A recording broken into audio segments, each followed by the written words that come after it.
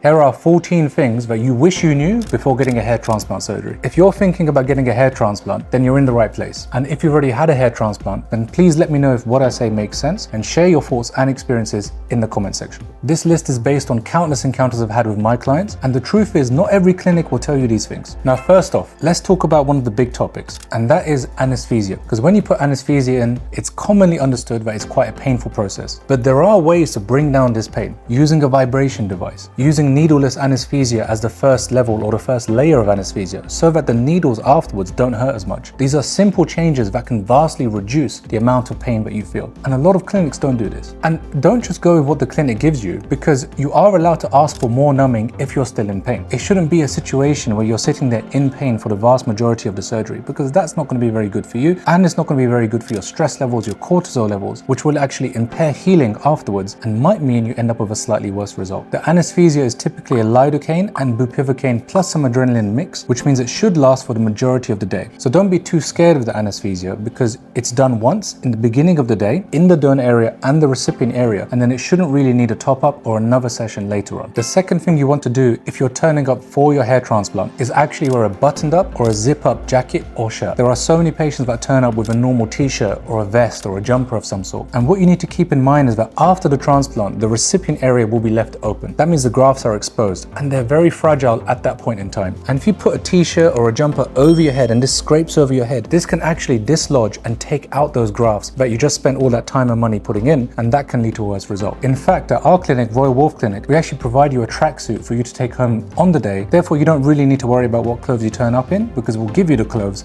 when you leave. Again, this is a fairly obvious one, but please get a good night's sleep the day before your surgery. There are so many people that turn up having only had 3 or 4 hours of sleep. And the problem with that is that it does raise your blood pressure, makes you really tired, really confused throughout the day as well because of your lack of sleep. And of course, you can't have caffeine on the day as well, so you will feel really, really tired. Add in the blood loss that naturally comes in, you'll be feeling really crappy by the end of the day. Focus on getting a good night's sleep the day before. Have a light, nutritious breakfast, an omelette or something, or a piece of toast on the morning of surgery, and the surgery should be tolerated a lot better by the end of the day. The reason I'm saying that point is actually I've seen a little bit of a trend online where people purposefully sleep deprive themselves, like they stay up really late the day before so that they can sort of sleep their way through the surgery. Please don't do this. It's not great for you to be sleep deprived, and your blood pressure goes through the roof, and that can lead to a lot of bleeding issues for the surgical team, and it can lead to complications later. So number 4 is Turkey is not always cheaper when you count everything up. When you bring in the cost of something like flights, hotels, your stay there, maybe the food you pay in Turkey, and so on and so forth, that cost can quickly rise to actually near enough the same as what it is in the UK. You might be paying £2,000 to £3,000 in total, that's pounds sterling, for a total transplant, including everything in Turkey, and the same can be done in the UK. But what's not commonly mentioned is one big critical factor, and another reason why I always say that people who need to do surgery or are looking for a surgery should always stay domestic, is because there is no follow-up when you're going to another country. There's no aftercare, there's no follow-up appointments, and there's no ways to check if something has gone wrong. And if you do need something to be fixed or a revision surgery to be done, if you're paying again for another surgery, when something could have been sorted out maybe at the 3-month or 6-month mark, problem could have been identified and sorted out at that point. So you lose access to that aftercare, and it can end up costing you sometimes almost double in revision and corrections if the worst happens and something has gone wrong. Number 5, a very important thing, and it goes sort of without saying, it's quite obvious, but please do not bump your head after surgery. This is particularly important in the first couple of days. The reason is because on the day you will have anesthesia, which means your head will be numb. And because it's numb, you don't have proper sensation of the head. And this plays with something called our proprioception. Proprioception is a sense that we all have. It's one of the important senses. And it's the sense of where your body is in relation to each other. An easy way you can test or to know what proprioception is if you close your eyes, and if someone lifts your finger up and down,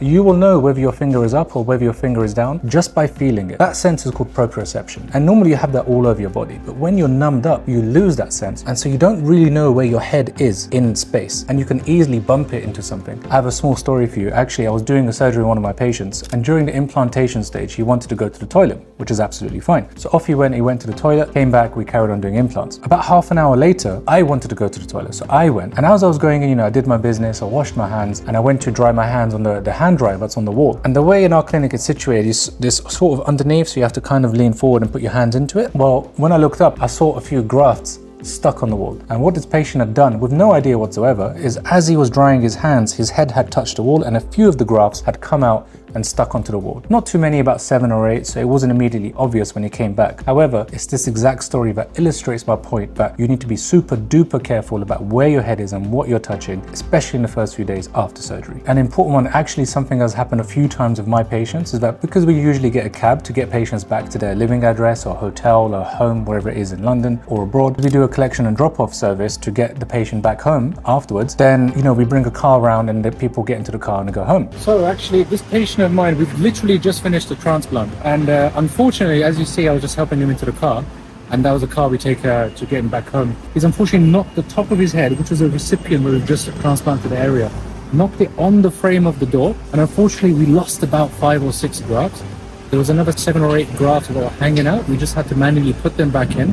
But unfortunately, this means these grafts may or may not grow as well because they've just experienced some trauma. So it's a very important step as you're leaving, especially first few days, because you cannot feel your head because of that anesthesia. You want to be extra, double, triple, super duper careful about everything you do so that nothing touches the top of that. Number 6, a common complaint that I come across is actually people experience a burning or a stinging sensitivity pain in the donor area, which is not commonly said online, or clinics don't really warn you about it, but it is a common thing. I say about half the patients unfortunately experience this. And the reason for it is inflammation in the donor area. Remember, you've taken out, 1, 2 or 3,000 different hairs. If you've done FUE, this is using a little micro drill, so a small tiny hole is there. A lot of people, as it's healing up, it just feels a bit tight, a bit dry, maybe slightly achy, but not too bad. But some people really get a sensitivity, a burning pain. That's because of inflammation in that area from the surgery. That inflammation usually goes down in 1 or 2 weeks, but there are ways to handle that, and that is going to be aloe vera gel. Actually helps quite a lot for cooling it down. Time is your best friend. It takes 1 to 2 weeks and should go away. Regular paracetamol is much more effective than required paracetamol, sort of as required, as and when needed. So taking paracetamol regularly, 4 to 6 hourly, 1 gram, 4 grams in a max of 24-hour period, then actually that goes a long way to controlling that pain. And so you're a lot more comfortable in the healing process. Number 7, make sure you get an airplane pillow or a travel pillow. One of those pillows that kind of goes around your neck like this. And you want to sleep on that for the first couple of days, because what you want to do is sleep on your back. Now, a lot of people watching this, me included, we're side sleepers, or some people, we call them free fallers, when the front on the face. People sleep in all sorts of weird and wonderful positions. But what you want to do is sleep on your back for the first couple of days. And an airplane or travel pillow helps with that because it's an obstruction. So in the middle of your sleep, a lot of us randomly change positions in the middle of our sleep. And what this pillow will do is that if you're half asleep, you wake up, you try and turn, it will act like an obstruction. It will stop you from turning. It will probably wake you up, and your sleep might not be the best. You might be a bit grumpy about it, but it will keep you on your back, especially for those first 2-3 nights. Number 8, and this may come as a shock, but not all clinics are regulated. Here in the UK, there's less of a problem because in order to do hair transplant surgery, you do have to be CQC regulated and run by a GMC licensed doctor. But this is not the case all over the world. So some clinics, unfortunately, might not be regulated, in which case, if anything goes wrong, you're sort of in a bad spot, in a bad situation to get that sorted. Number 9, make sure you spend a lot of time actually looking at what hairline you want. One thing I don't like, and one thing I see a lot, is really straight looking hairlines, or people that want really straight looking hairlines. It almost never comes out the way people want it because it's a bit too straight and it looks very unnatural. Remember, a proper hairline, if I show mine, my hair's not great at the moment, the hairline should